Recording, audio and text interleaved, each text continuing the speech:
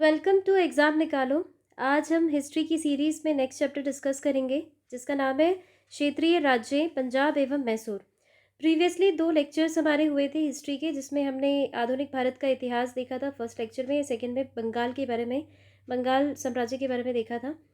आज हम देखते हैं पंजाब और मैसूर के बारे में। तो सबसे पहले हम देखें कि सिख साम्राज्य का जो संस्थापक ये किसे माना जाता है, तो महाराजा रंजीत सिंह को माना जाता है 1799 ईस्वी में।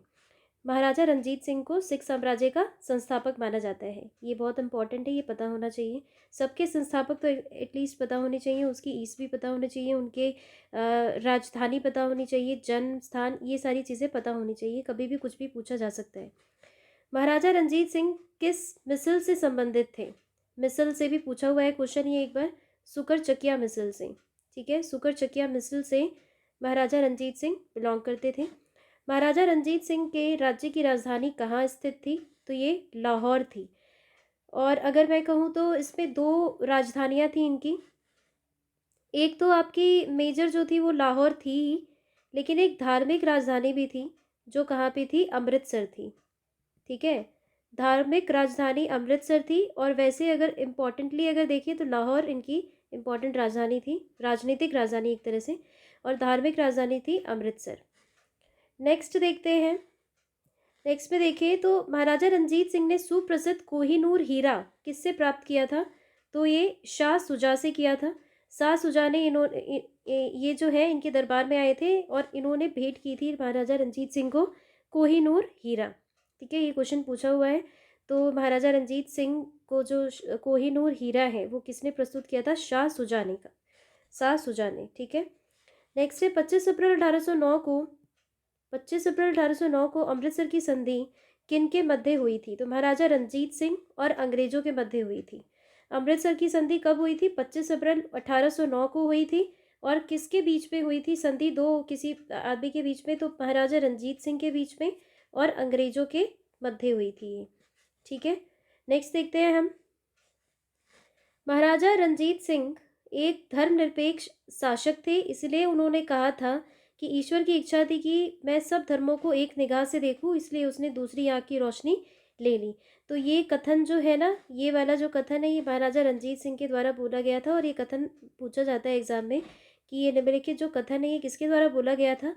तो ये महाराजा रंजीत सिंह ने बोला था। तो ये भी पता होना चाहिए। वर्ष 1845 में प्रारंभ हुआ प्रथम आंग्ल सिख युद्ध के दौरान भारत का गवर्नर जनरल कौन था? सबसे पहली बात तो कि जो प्रथम आंग्ल सिख युद्ध था वो 1845 में हुआ था। ठीक है, और किसके मध्य हुआ था? कौन था उस टाइम पे? ये हुआ था अंग्रेज और सिख के मध्य हुआ था। और गवर्नर उस टाइम पे कौन था? गवर्नर जनरल लॉर्ड हार्डिंग प्रथम था। लॉर्ड हार्डिंग प्रथम उस टाइम पे प्रथम गवर्नर जनरल, ये सॉरी, गवर्नर जनरल था जिस टाइम पे 1845 में प्रथम आंग्ल सिख युद्ध हुआ था।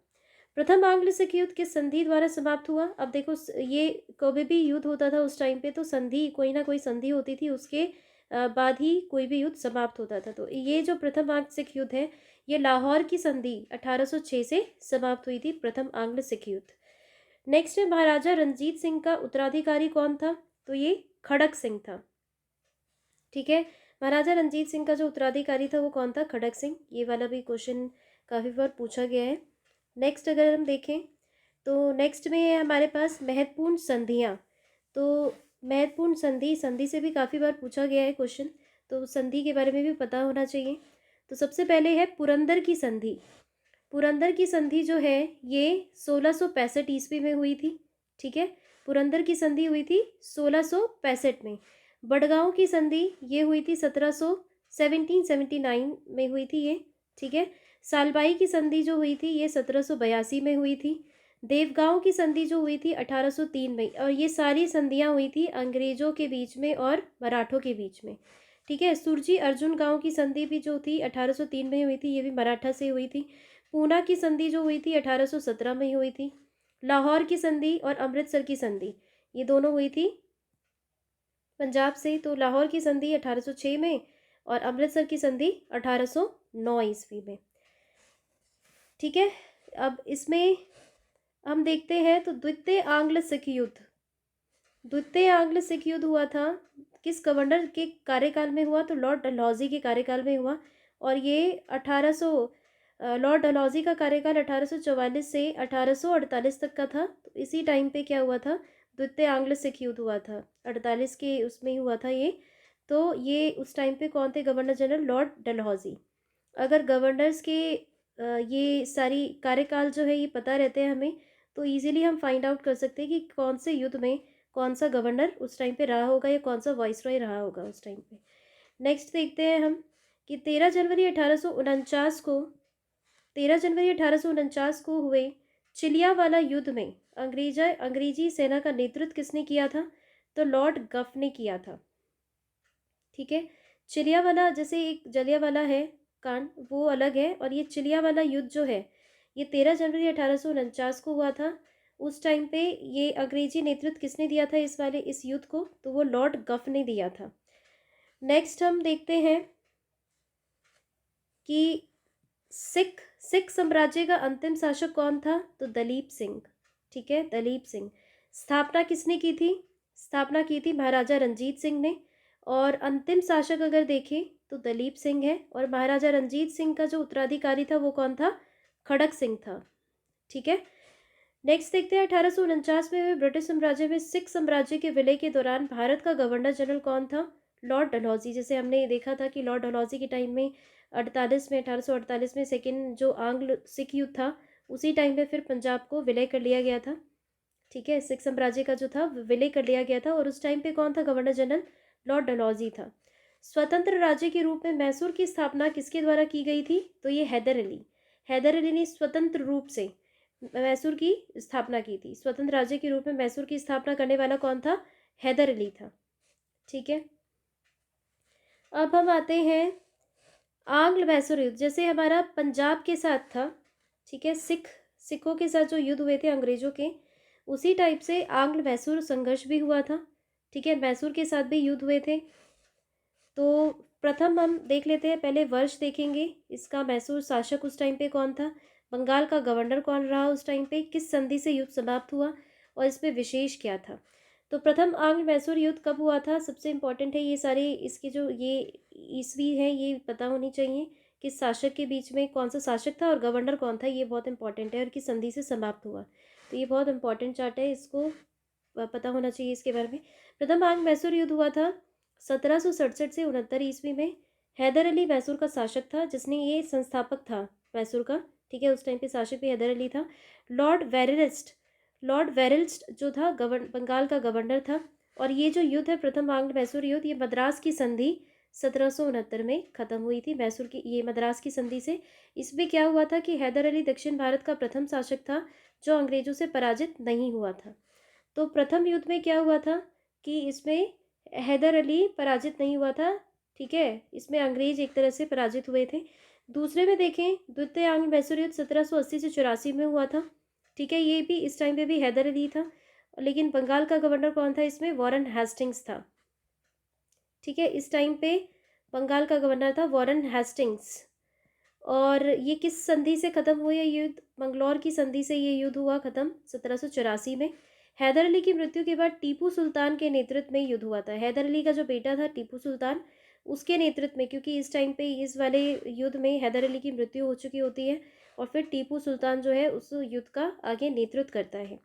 तीसरे आंग्ल मैसूर युद्ध में देखिए तो 1790 से 92 में हुआ था ये। टीपू सुल्तान आ गया यहाँ पे, 2 में तो हैदर अली था और 2 में लास्ट के टीपू सुल्तान था। लेकिन इसमें बंगाल का गवर्नर फिर चेंज हो गया, इसमें लॉर्ड कॉर्नवालिस था, क्योंकि हर एक 4-5 साल पे बदलते रहते थे। तो लॉर्ड वायरल्स था पहले में, दूसरे में था वॉरेन हेस्टिंग, तीसरे में लॉर्ड कॉर्नवालिस था। और संधि किस में ख़त्म हुई थी, किस संधि से ख़त्म हुई, तो श्रीरंगपट्टनम की संधि से 1792 में ख़त्म हुई थी ये युद्ध। टीपू सुल्तान की स्थिति इसमें कमज़ोर हो गई थी तीसरे वाले में। चतुर्थ आंग्ल मैसूर युद्ध अगर देखिए तो 1799 में हुआ था। इसमें टीपू सुल्तान था शासक, और बंगाल का गवर्नर कौन था इसमें, लॉर्ड वेलेस्ली था। तो मैसूर सहायक संधि इसमें हुई थी। ठीक है, इसमें जो था, और इसमें टीपू सुल्तान की मृत्यु हो गई थी। मैसूर में पुनः वाडियार वंश की स्थापना, अंग्रेजों ने वाडियार वंश के शासक के से सहायक संधि की थी। ठीक है, तो यहाँ से फिर हम देखते हैं कि फोर्थ आंग्ल मैसूर युद्ध है, इसमें क्या होता है कि मैसूर को भी क्या कर लिया जाता है, अंग्रेज अपने अधिकार में ले लेते हैं और इसमें एक तरह से शासन वहाँ का ख़त्म करके अपने अधिकार में ले लिया जाता है। तो ये जो है पहला जो हुआ था 1767 से 69 में, दूसरा होता 1780 से 84 में, तीसरा 1790 से 92 में, ठीक है, और चौथा जो हुआ था 1799 में। तो ये बहुत इंपॉर्टेंट है, डेट्स याद रहनी चाहिए। कौन शासक था, पहले दो में तो हैदर अली था, याद करना आसान है। तीसरे और चौथे में टीपू सुल्तान था, लेकिन बंगाल के गवर्नर पहले में लॉर्ड वेरल्स थे, दूसरे में वॉरेन हेस्टिंग, तीसरे में कॉर्नवालिस और चौथे में वेलेस्ली, ठीक है, लॉर्ड वेलेस्ली इसमें था। और संधि भी पता होना चाहिए, पहली ख़त्म हुई थी मद्रास की संधि से, दूसरी हुई थी मंगलौर की संधि से, तीसरी हुई थी श्रीरंगपट्टनम की संधि से, और चौथी जो हुई थी मैसूर सहायक संधि से ख़त्म हो गई थी, क्योंकि इसमें मैसूर को मिला लिया गया था। तो आज इसमें और एक एक इम्पॉर्टेंट नोट है इसमें कि सिख साम्राज्य के महाराजा रंजीत सिंह की तुलना फ्रांसीसी यात्री विक्टर जाकमा ने नेपोलियन से की थी, ठीक है। तो ये वाला क्वेश्चन पूछा हुआ है कि सिख साम्राज्य के जो महाराजा रंजीत सिंह थे उनकी तुलना फ्रांसीसी यात्री विक्टर जाकमा ने किससे की थी, तो नेपोलियन से की थी, ठीक है। तो आज के इस क्लास में बस इतना ही, हमारा ये जो डिस्कशन था मैसूर और पंजाब के बारे में, ये इतना ही था। इसकी बेसिक इन्फॉर्मेशन, इसकी कुछ संधियाँ, इसके बारे में युद्ध कौन कब रहे, तो ये इम्पॉर्टेंट है, ये पता होना चाहिए और ये हमेशा आता भी है एग्ज़ाम में। तो फिर आज के इस क्लास में इतना ही। नेक्स्ट क्लास में हम नेक्स्ट चैप्टर डिस्कस करेंगे हिस्ट्री के, और हिस्ट्री की सीरीज़ में और भी आगे हम सारे चैप्टर डिस्कस करते रहेंगे ताकि कुछ भी इस पर छूटे ना। तो आज के लिए बस इतना ही। Thank you.